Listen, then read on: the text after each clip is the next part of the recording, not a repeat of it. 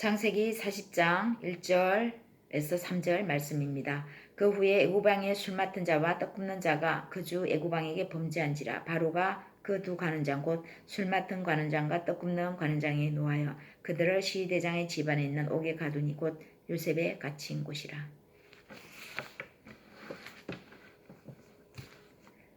아이러니하게도 돈과 사람은 우리가 쫓아가고 의지하면 의지할수록 달아나고 우리는 깊이 수렁에 빠지는 것을 종종 봅니다. 돈 좋습니다. 돈 싫어하는 사람 없죠? 돈 있어야 합니다. 인간이 살아가는데 얻는 최소한의 기본 생활일지라도 돈은 반드시 있어야 하고 또 사람은 더불어 함께 살아야 합니다. 그러나 또한 돈과 사람은 좋고 소중하면서도 우리에게 많은 상처가 될 때도 있습니다. 요셉에게는 꿈이 있었습니다. 그런데 그 꿈을 요셉 자신도 정확히 잘 몰랐습니다. 하나님의 사랑을 다만 알고 난 후 요셉은 가족들을 더욱 사랑하게 되지 않았나 싶습니다. 아버지를, 어머니를 더욱 사랑하게 되었고 또 이복 형제들의 그릇된 행동들까지도 기꺼이 이해하는 이전보다 넓은 사랑의 물결이 그 속에 잔잔히 요동치고 있었습니다. 이런 요셉을 하나님은 자세히 관찰하며 예의주시하고 계셨습니다. 인생의 과도기를 겪는 청소년의 시기는 질풍노도의 시기나 다름없습니다. 꿈을 한없이 품을 그 시기. 이 시기를 하나님은 요셉의 인생에 새로운 전환기를 주신 것 같습니다. 가장 혈기왕성한 시기의 청소년기에 요셉은 하나님만 바라보는 미지의 세계로 자신도 모르게 향하고 있었습니다. 요셉과 이복 형제들의 원론적인 문제가 어디에 있다고 봅니까? 돈입니다. 사람입니다. 사람 관계, 돈 문제. 돈은 인간이 섬길 수 있는 가장 최고의 신이 될 수 있는 우상입니다. 사람 또한 마찬가지입니다. 권력과 돈의 관계는 인간이 뗄래야 뗄 수 없는 불가분의 관계이기 때문에 극한에 처해보지 않고는 해결되는 문제가 아닌 것 같습니다. 즉 죽음에 처해져 보지 않고는 돈과 권력에서 자유할 수가 없다는 것이죠. 단 한 명도 없습니다. 마태복음 4장에서 예수님이 공적인 사역을 시작하시기 전에 성령에 이끌려서 마귀에게 시험을 받았습니다. 그 두 가지 시험을 꼽는다면 돈과 권력이었습니다. 인간의 내면에 깔려있는 그 우상, 탐심, 바로 돈이고 권력인 거죠. 요셉은 노예로 팔리고 인간 이하의 대접을 받았습니다. 그렇다면 요셉을 주목하시고 요셉을 사랑하신 하나님은 이토록 요셉을 극한의 고통에 처하도록 왜 인도하신 것입니까? 우리는 하나님의 그 크신 계획과 뜻은 완전히 알지 못합니다. 우리가 아는 것은 요셉이 꿈이 있었구나. 요셉이 하나님의 사랑이 본받되었구나. 그 속에 열정이 가득하구나. 다만 그것을 알 뿐인 거죠. 그러나 하나님은 완전하십니다. 실수하지 않으십니다.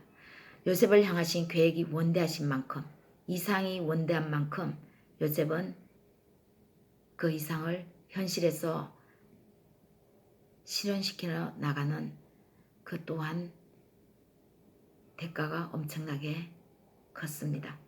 그 안에 있는 불순물들을 제거하는 노력들이 필요했습니다. 바로 이 노력이었습니다. 이 노력이 우리 마음대로, 우리 마음먹은 대로 안 되는 거죠.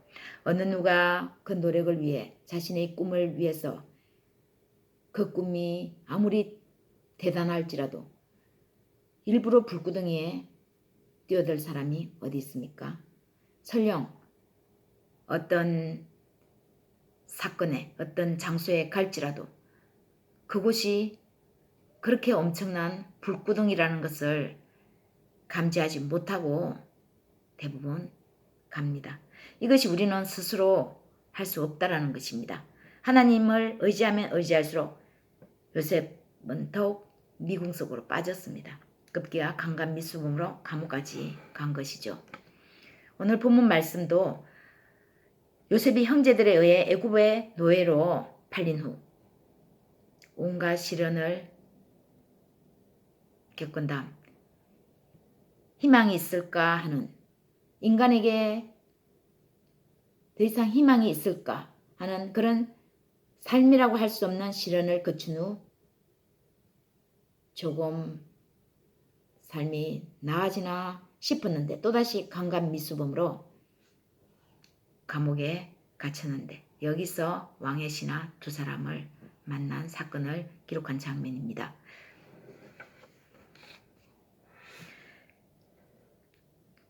우리는 실수를 곧잘 합니다. 요셉은 감옥에서 왕의 신하들을 도운 것은 아마 천운이라 여긴 것 같습니다. 이 사람들을 만난 건 하나님이 감옥에서 풀어주게 하시려나 보다라고 생각했던 것 같아요. 아직 요셉이 사람에게 기대하는 것이 있었던 것일까요? 뭔가 하나님을 의지하면서도 아직도 사람한테 기대는, 사람을 통해서 얻으려고 하는 그 조그마한 마음이 요셉에게 있었을까요? 그것을 하나님은 보셨을까요? 아직도 그 남아있는 찌꺼기를 제거해야 하는 그런 과제가 남아있었을까요? 바로왕의 술사를 통해서 감옥에서 풀려난 것은 사실입니다. 그러나 요셉의 생각과는 달랐습니다. 요셉이 그들을 도와주고 그들이 요셉의 해석대로 삶이 그렇게 된 후, 정확히 말하면 만 2년 후에 요셉이 감옥에서 풀려났습니다. 그랬습니다.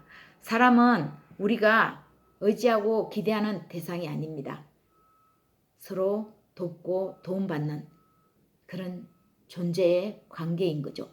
요셉이 이 마지막 남은 한 방울에 놓지 못한 사람에 대한 기대를 요셉이 알기까지, 놓기까지 하나님은 또다시 기다리셨습니다. 요셉을 사랑하셨으니까요. 요셉을 향하신 하나님의 위대한 계획이 있으시니까요. 그것이 요셉 한 사람의 일이 아니라 민족을 구원하는 일이었으니까요. 하나님은 그런 요셉을 통해서 하나님의 원대한 계획을 반드시 실현시켰어야 하셨던 것이죠. 우리는 요셉에게서 또다시 배웁니다. 우리 안에 하나님의 사랑이 부음받는 순간 하나님은 우리를 미지의 세계로, 우리가 알지 못하는 곳으로 인도하실 수 있구나. 우리도 모르는 하나님의 계획이 우리 안에 꿈틀거리고 있구나. 그 계획을 위해서라면 하나님은 못하시는 게 없으시구나. 그리고 또 반드시 실현하시는구나. 혹 내가 원하지 않았는데 불구덩이에 처질 때도 있구나. 우리는 그러면 요셉을 떠올리면 되겠습니다. 그리고 예수님을 바라보아야 하겠습니다. 그분은 아무 이유도 없이 고통받을 만한 조금의 과정 없이 하나님의 인류를 향하신 위대한 구원 계획에 의해 십자가의 고통과 죽음으로 자신을 바쳤습니다. 우리 모두는 남을 위한다고 하지만 자신의 욕망이 있는 악한 인간입니다. 우리가 자식을 위할지라도 그 자식을 위하는 마음이 순전한 100% 순수한 마음이라고 할 수 없는 것이죠. 그것이 인간이기 때문에 그렇습니다. 하나님은 완전하십니다. 실수하지 않으십니다.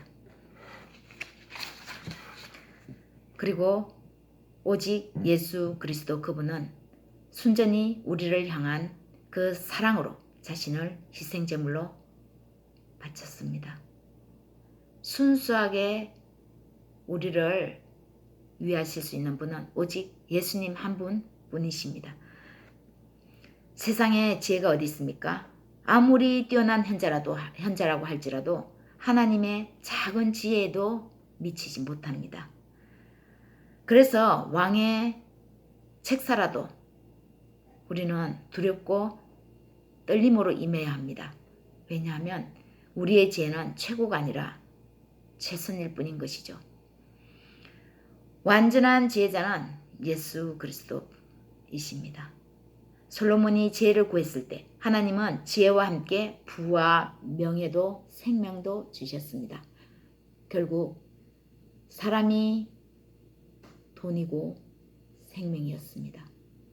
명예였습니다. 솔로몬이 하나님 한 분이신 지혜를 구했을 때 하나님은 지혜와 함께 돈과 권력이 따라오도록 만드신 것입니다. 돈을 쫓고 사람을 의지하면 달아나지만 하나님 한 분을 우리 삶의 주인 삼으면 하나님은 우리가